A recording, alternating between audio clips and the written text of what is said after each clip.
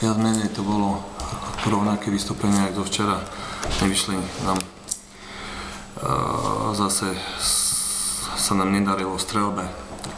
Čo sa týka najmä z vyložených šancí, sme tam dosť málo úspešných z krídelných pozícií, najmä nám chýba strašne tie góly aj z krídla.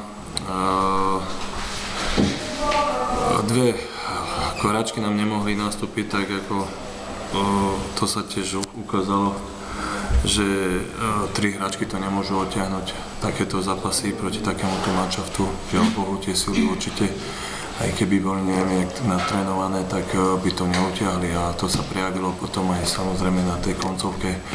A presne včera som už uviedol a súviselo to potom aj s tými silami aj v obrane. Keď tá sila není, tak ten mozog nefunguje tak, jak by mal. Môžeme byť radi, že nám Michalovskí funkcionári umožnili, aby nastúpila Bačíková, lebo ja si neviem predstaviť, jak by sme to uhrali s kvázi dvoma spojkami, keby nebola ona. Takže toľko asi zápasu.